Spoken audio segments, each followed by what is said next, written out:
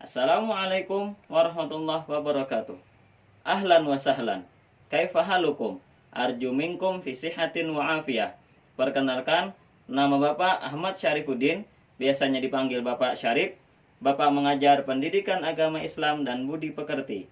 Sebelum kita mulai pembelajaran kali ini, marilah kita berdoa bersama-sama dan membaca salawat.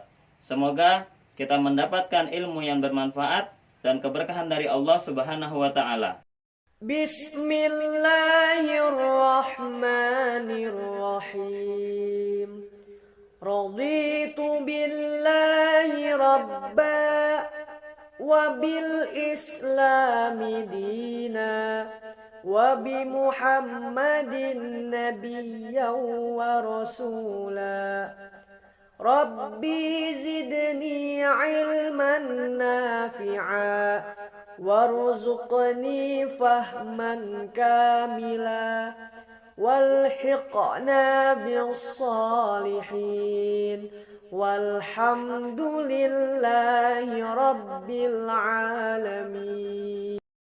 Allahumma salli wa sallim ala sayyidina Muhammadin nurika sari wa madadikal jari wa jama'ni bihi fi kulli atwari wa ala alihi wa sahbihi ya nur. Pada pertemuan kali ini, kita akan membahas materi tentang berpikir kritis. Tidak ada satu makhluk Allah yang tidak berguna yang diciptakan di dunia ini. Persoalannya hanyalah pada keterbatasan manusia dalam mengungkap misteri yang ada di dalamnya. Mari kita perhatikan realita kehidupan dan fenomena alam berikut ini. Yang pertama, nyamuk yang diciptakan dengan sayap dan bisa terbang malah justru menjadi makanan cicak yang tidak dapat terbang. Kedua, di samping makhluk-makhluk yang berbadan besar, seperti gajah dan semisalnya, Allah juga menciptakan makhluk yang super kecil, bahkan yang tidak terlihat oleh mata. Ketiga, petir. Ada yang berpendapat sebagai alat untuk melempar setan, sedangkan menurut ilmu pengetahuan, petir itu terjadi karena ada gesekan arus listrik. Jadi, dari contoh-contoh di atas, patut kiranya untuk kita berpikir bahwa setiap yang diciptakan oleh Allah semua memiliki tujuan dan manfaat masing-masing.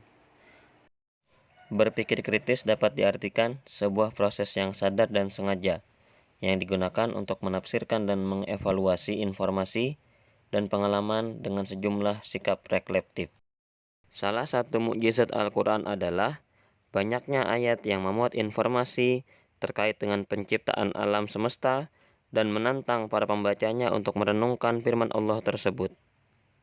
Di antara ayat yang dimaksud adalah Quran Surah Al-Imran ayat 190-191 berikut ini. Bismillahirrahmanirrahim.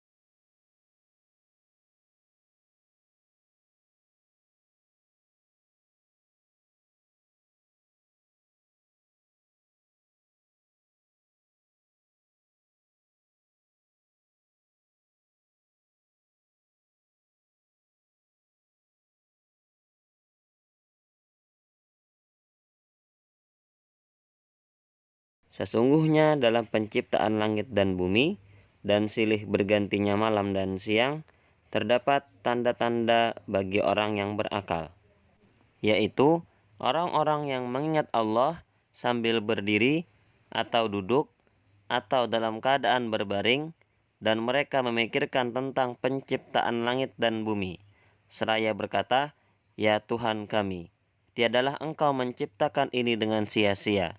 Maha suci Engkau, maka peliharalah kami dari siksa neraka." Perhatikanlah potongan ayat yang berwarna merah. Itu adalah alif lam syamsiyah, karena setelah alif lam ada huruf sin. Selanjutnya adalah idgham bila gunnah, karena tanwin bertemu dengan huruf lam. Dan yang terakhir alif lam qamariyah, karena setelah alif lam ada huruf alif. Asbabun nuzul. Apa sih asbabun nuzul itu? Asbabun nuzul adalah sesuatu yang menjadi sebab diturunkannya Al-Quran oleh Allah kepada Nabi Muhammad Sallallahu Alaihi Wasallam. Sebagai umat Islam, mempelajari asbabun nuzul adalah merupakan perbuatan yang sangat mulia, sehingga dapat memberikan manfaat yang luar biasa. Antara lain, yang pertama, mengetahui hikmah ditetapkannya suatu hukum dan perhatiannya terhadap kepentingan umum. Kedua, merupakan cara terbaik untuk memahami makna Al-Quran dan mengungkapkan kesamaran yang tersembunyi di dalam ayat-ayat Al-Quran tersebut. Asbabun nuzul Quran Surah Al-Imran ayat 190-191. Rasulullah bersabda, "Wahai Aisyah, apakah engkau mengizinkan aku pada malam ini untuk beribadah kepada Allah Subhanahu wa taala sepenuhnya?" Jawab Sayyidah Aisyah, "Wahai Rasulullah, sesungguhnya aku menyenangi apa yang engkau senangi, menyukai apa yang engkau sukai. Aku izinkan engkau melakukannya." Kemudian Nabi mengambil kirbah. Apa kirbah itu? Kirbah itu adalah tempat air yang terbuat dari kulit domba yang terletak di dalam rumah beliau. Kemudian beliau ambil air wudhu. Selanjutnya beliau mengerjakan sholat. Di waktu sholat beliau menangis sampai air matanya membasahi kainnya karena merenungkan ayat-ayat yang beliau baca. Setelah sholat beliau duduk memuji Allah dan kembali menangis terseduh-seduh. Kemudian beliau mengangkat kedua belah tangannya berdoa dan menangis lagi dan air matanya membasahi tanah. Kemudian datanglah Sayyidina Bilal bin Rabah untuk azan subuh dan melihat Nabi Shallallahu Alaihi Wasallam menangis.